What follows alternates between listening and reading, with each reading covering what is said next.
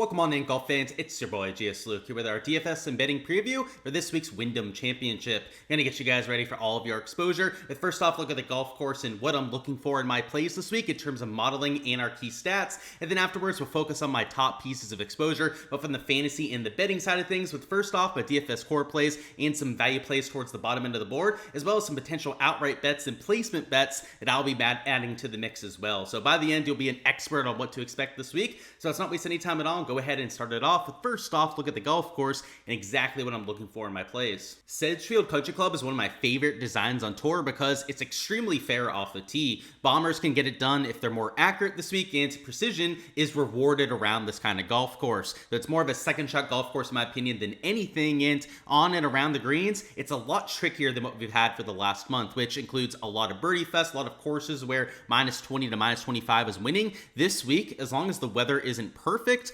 probably something closer to minus 15. So the first key stat that we'll look at here would be shots gained approach, almost always going to be at number one. But what's worth noting around this golf course that's maybe unique to it alone is the extra shots from 125 to 175. In fact, of the 18 approaches, over 8 of them per round are in these two buckets. So if you take a look at my modeling and my weighting for this week, you're going to see a lot of extra emphasis there. But on top of that, your form heading in over the last 24 and last 12 measured rounds is always a good idea to include. Off the tee, it's more of an accuracy than a distance course, but if you are a longer player, it's going to help out on the par 5s, potentially on some of the longer par 4s as well, which there's 4 or even 5 that are close to 500 yards. Bermuda grass putting stats are worth looking at on top of your form. Par 4 scoring because it's a par 70, and then around the green, something that maybe will get slept on by a lot of the industry would be those Bermuda grass around the green stats, because it's so sticky around this golf course. There's a sort of a creative art form to getting it done. So players that are from the area that have familiarity on the surface or just in their tour career have performed well are maybe worth a few extra looks. And then for comp courses, I've got TPC Southwind, TPC Sawgrass, and TPC River Highlands. All 3 TPC tracks, which really isn't where the correlation is coming in. It's more so that the short tracks with a lot of missed fairway penalty, it's more so water at these 3 tracks than water at this course. You do have water and play at 6 of the 18 holes, but among a 0.4 to a 0.5 missed fairway penalty because of how deep the rough can be. And it's not even just the rough that causes problems, because this course is so tree lined compared to a lot of the ones we've been playing recently. That deep rough means that you can't shape it out of there, and oftentimes leads to pitch outs. So we want precision guys, people like an Aaron Rai, Jim Herman that have won this thing before, even a Lucas Glover, more of an accurate player off the tee. There's a stat profile that gets it done around here. So with that in mind, let's find some of our top plays of the week and give you guys an idea of where my exposure is going. So we're going to start it off with Ben Griffin at $10,100, who's one of the most expensive players on the slate, and at least in terms of spend up options is my favorite this week. He's only number 7 in my total model ranking, partially because his form has fallen off, dropping to just number 28 in the field. And because of that, even with some of the best course history of anyone in the field, I don't think Ben Griffin's going to be as popular as some of these other spend ups. You've got guys like Matty Fitz that are playing otherworldly golf, you guys that are better with the form that I think may be the same if not higher ownership. And you're talking about a guy in Ben Griffin. If we take a look at that event history, that went 7th here last year, I took advantage of that, did miss the cut in 2023, but his first ever start in 2022, when he didn't even have full-time status, he was able to pull off a 4th place finish. So he has an affinity for playing well around here, and it makes sense given his stat profile. He's a very well-rounded player, not really an overly imposing player off the tee, especially early in his career. He was average to below average distance,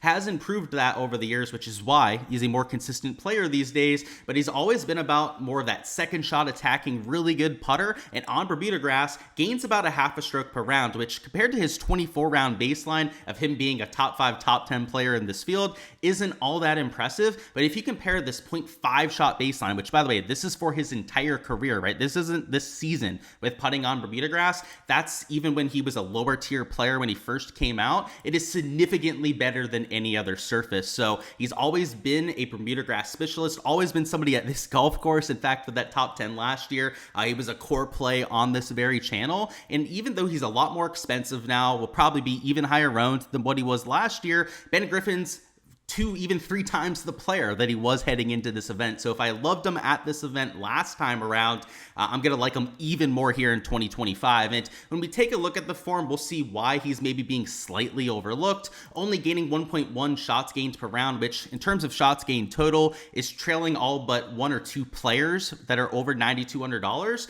But if we go to the last 24 rounds, he's the number 1 player that we have in the field. So I think sometimes we get a little bit too short-sighted when we're looking at these plays, because all you have to do is go back to the last month and a half sample size, and he's the best player that we have to choose from. And, whether it's the last 12 or the last 24 rounds, the thing that has stayed there, and it's the most important stat, again, number 1 in our modeling this week, shots gained approach, has been 0.72 shots gained into the positive over the last 12, and even over the last 24 rounds, a larger sample size, gaining 0.69 shots gained approach per round. So, which is the most consistent of any player towards the top end of the board as well. So in my opinion, if Ben Griffin gets even slightly overlooked in my opinion would be like above average ownership. I think he should be by far the highest owned player that we have this week. Then I'm going to be getting leverage there, 45, maybe even 50% exposure in my lineups. And though Hard Rock Bet does not have the best outright board up yet, I might even take him at that 25-1 number. So we'll have to see if I end up adding that exposure. Patreon page is where I'm going to be updating on all of that throughout the week, but also our Wednesday live streams, which I'll be doing on the Ship It Nation YouTube channel at 7 or even 8 p.m. Eastern time on my YouTube with the prop and betting side. I'll make sure to update you guys there, but even that 25-1 number might be enough. But if I can boost it to like 27.5-1, if I get a little 10% boost token,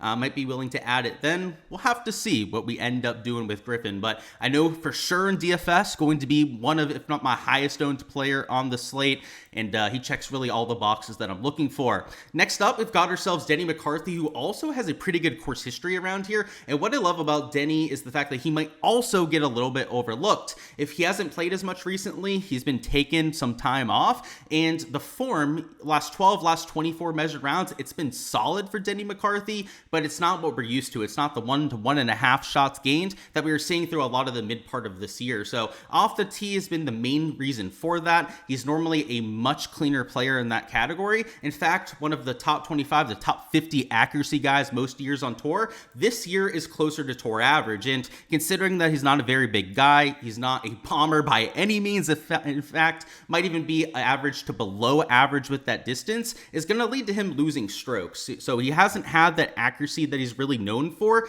but historically a very accurate player with the driver and the approach play. Even though the form in general hasn't been as sharp as what we've hoped for, the approach play has been there. And just like we had with Ben Griffin, that is a really big deal to me. You can see over the last 12 round sample, he's getting 0.56 shots gained approach per round. Last 24 round sample size, so even if we zoom out a bit more, it falls off ever so slightly, but he's still gaining in every category but off the tee. And, we want him to be gaining closer to half a stroke to a stroke per round with his irons, but the categories where Denny McCarthy tends to excel the most are from 100 to 150 yards. When you can give him a wedge in hand, when it's not a long iron that he has to hit into the green, is when Denny McCarthy is going to be a well above average iron player. And with the long irons, it's not like he's atrocious. That's why he still gains strokes to the field, even when he's not playing at these ideal tracks. But when we get him at a Wyndham Championship, a Sedgefield country club, where over half the shots, let's say 8 to 10 of them, are going to be in his wheelhouse,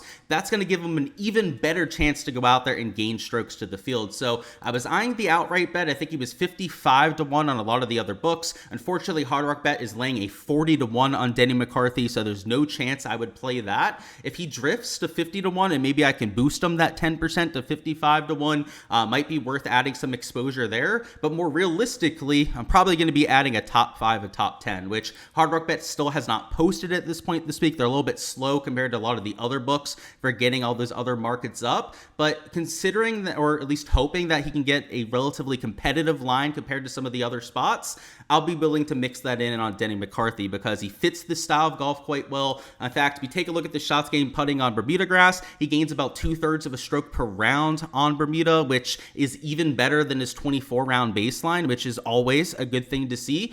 Kind of tells us that that player seems to like the surface, or at least puts better on it than what he's been doing heading into this event. And though he's only number 37 in my model, which you could argue is actually a negative value compared to where he's priced, I think that's why the ownership's going to stay in check, because you have guys around him that I could see drawing away a lot of that attention. Ryan Gerard just won an alternate field event. You even have guys like a Sam Stevens that are in better form than a Denny McCarthy that might be the same, if not, we'll see, slightly higher ownership by the end of the week. If we're getting close to a 10% owned Denny McCarthy, add or subtract 2% in either direction, then I would be thrilled about getting that into my large field GPP exposure. In fact, I'd probably be getting closer to 3, even 4x leverage at that mark, because if you take a look at the course history, it's not even just that the course makes sense for him in general or in theory. In practicality, it's also been really good for McCarthy. The T33 last year, those 2 missed cuts aren't what we're looking at. It's more so those top 15s, top 10s, even top 5 finishes that McCarthy's had at this course or comp courses that play similar. And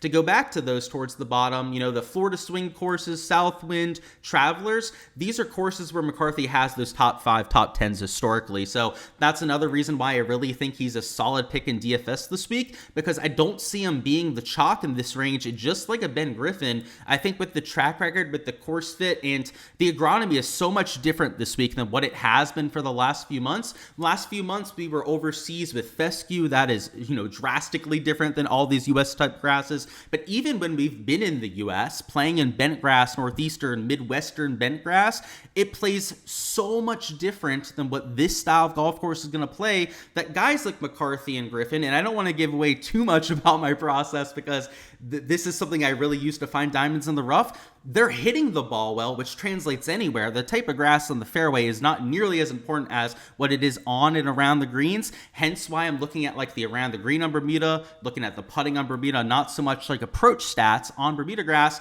Those guys have had the ball striking stats for us. They just need to get hot with the short game, which coincidentally now we're getting them on the surface that both of them really like.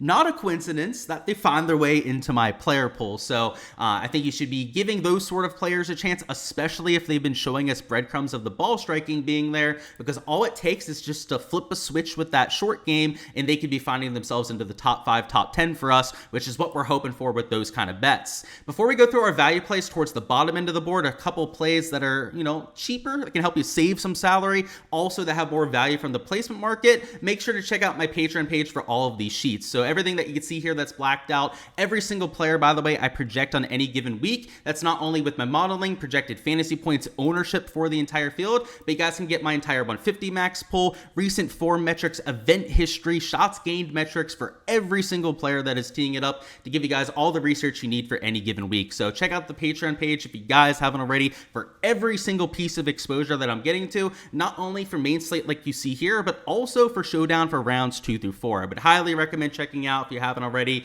Without further ado, let's go on to our 2 value plays. So first value play is going to be the worst ranking model ranking play this week. He's the guy that the model doesn't tend to love, and it's because the form has fallen off for Poston. He started to miss some cuts. The last 2 events, he's lost like 2 and then 2.5 shots gained putting per round, well below what you'd expect from a Poston, but he's doing one thing extremely well, and the course history is fantastic around here to where I think he's one of those guys that could really bounce back with the agronomy this week. So let's talk about what he's been doing well that a lot of people will not know about it, is he's hitting a bunch of fairways. In fact, if you take a look at his fairway percentage over the last 2 months, he's number 1 in this field when it comes to driving accuracy gains. So I like the fact that he's not only hitting drivers, but he's hitting the short stuff a lot more than other players.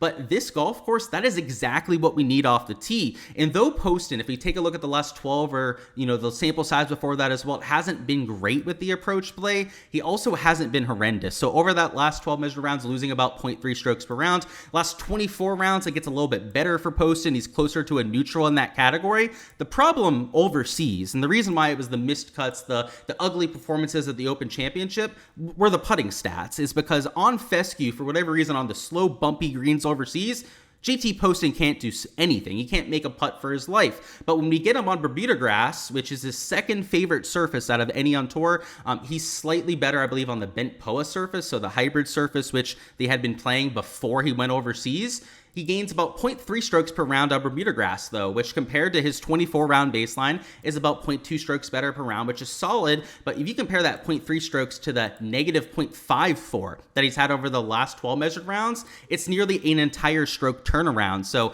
I would expect to see him potentially find some magic on these greens this week. In Poston, if he's hitting fairways, and by the way, just like Denny McCarthy, his best approach buckets are from 100 to 150 yards. It's no surprise why he's found success at the Shriners, another shorter track with a shorter approach profile. Some of the fall series events in general have that same kind of style to them as well, and he dominates when we get to the fall swing in the next few months. At this golf course, though, he's also had a ton of success, and it's not even just over the last 5 years. Before that, he's gone into contention multiple times, and this is a golf course that he has the best course history in of anyone in the field. So the miscut last time out, not so great. The T7, the T21 are pretty solid, but before this 5-year sample size, you're talking about somebody that made it regularly into contention around here. So I love that at $7,800, maybe something that a lot of people won't know about because they're not going that far back with those results. And I think a sleeping giant, just waiting to go off at a golf course that sets up well for him.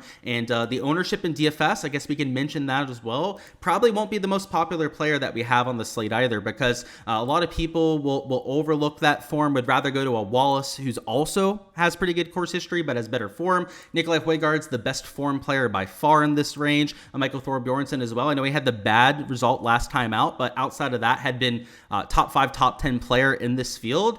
Poston is getting squeezed by not only just like 1-2 guys around him, but 3-4 players that are going to be drawing away that attention, which makes him, in my opinion, an even better option for that leverage. And then finally, the last play we're going to go through here would be Jacob Bridgeman at $7,000. I'm eyeing a top 10 bet on him, but in DFS, I think he's a fantastic option as well. And just like all the other players we've gone through, really good Bermuda grass putting stats. And the putting lately, it's not like it's been a problem for Bridgeman, but earlier this year in the fall swing, he was the best putter that we had on the PGA Tour. And now that he's had fescue to putt on, some bent grass, it hasn't gone as well for the Bridgeman, only gaining about 0.15 strokes gained per round. That sample size on Bermuda grass is about 0.7 strokes gained better per round. And if you go to the last 24 rounds, you can see it's been the same kind of thing. Like, he's been solid putting by all means. The rest of the game has been average. The form could be better for Bridgeman. That's if we were nitpicking anything, that's the one thing we could look at for sure. But on these courses where accuracy off the tee is what you had to have, Bridgeman had a good time in the Florida swing earlier this year. And he's not the longest player off the tee. He's also not the most accurate player. So you play him at courses that aren't super driver heavy, where maybe it's more layups, irons off the tee, maybe 3-woods that you're hitting off the tee. If you guys saw the course breakdown I did on my channel earlier today, there are 7 driver holes around here where you realistically have to hit driver. There are 7 holes where you can lay up, and that is playing perfectly into Bridgman's skill set. I mean, he played well at the Honda Classic, I guess Cognizant Classic these days, a course where you also only have to hit like 6-7 drivers in a round. I don't think that's a coincidence for Jacob Bridgman. So the agronomy play there also should be relatively low owned, and I don't think that there's going to be any mega chalk towards the bottom end of the 7K range, but because he's at this portion of the pricing and there are so many guys priced around him, I mean, how many? Like 7-8 guys at $7,000. There's another 6 or 7 guys at $6,900. Just all these guys can't get all the ownership. It gets relatively spread out because of that. And in large field GPPs where we're looking for that top 5, top 10, Bridgman has proved to us this year that he's capable of cashing in on that sort of performance. So the icing on top would be the event history, where last year he had the T12 finish. So if I could find that for you guys, where is he at on here? Was he $7,000? Okay, I was a little bit too expensive on it. My bad, guys. The T12 from last year, and he did it in the exact kind of way that you'd expect. He had a good putting week, kept himself in play, didn't kill himself with the ball striking, and if he can lean into a stout short game like he's typically able to, he could cash us that top 10, that top 20, which is what we're hoping for in the DFS format. So give me some Bridgman, give me these short game specialists that love themselves some Bermuda grass, because it's the first time that we've seen it for a few months on tour. Alrighty, guys, that's all I've got for the DFS and betting breakdown. Go ahead, smash that like button if you guys haven't already, and also comment down below who you've got winning this golf tournament for a chance to earn a free month on my Patreon page. And it'll be on a first come first serve basis, so guess your player before anyone else steals them from you. But if they take the dub, they end up being the champion, you will win a free month access to all my projections and modeling. And that, of course, is what you saw with the spreadsheet there. Everything that was blacked out will be completely able to be accessed for you on the Patreon page. It includes shots gained metrics, form, history, also all the modeling and and player pool decisions that I'm making for any given week, all of yours for every given slate. And that's not just for this event, but for every event over the next few weeks on tour. Also, all of the stuff for round 2 through 4 showdown, every single piece of content that I am producing is yours for free if you win that giveaway. So best of luck there, guys. Also with all of your exposure this week, whether it's in the large scale GPPs or with any outright bets that you're placing. I hope to see a lot of your names towards the top end of those leaderboards. I hope that we can potentially cash out with some of those guys with those top 5, top 10s. And to round off this year strong, it's the last regular season event that we have. We've got some playoff events, Ryder Cup, so some special videos, some special formats that we have over the next few months. And then, of course, that FedEx Cup fall, which will add on top of the NFL content that we'll have on this channel, which if you guys are newer, yes, I do cover the NFL here as well for Showdown and for main slates. Going to be a really busy couple of months here in this fall. So subscribe if you guys haven't already so you guys don't miss any of that content when it drops. And stop on by for our live streams on Wednesday for all of that last second content. That'll be with any of your questions in the live chat. 7 p.m. Eastern times when we're doing the DFS and fantasy stream. That's on the Ship It Nation channel. We'll go through weather, strategy, ownership before lock, and then at 8 p.m. Eastern time, that's on this YouTube channel. That's going to be the prop and betting stream. So that's underdog and prize picks, pin locations, stat averages, you name it, matchups, that kind of stuff on the sports books, all covered on that live stream. So you want to subscribe here, also on the Ship It Nation channel, so you guys don't miss any of that when it drops. But other than that, guys, that's all for this week's video. Best of luck, as I was mentioning, and I'll see you guys for that content throughout the week.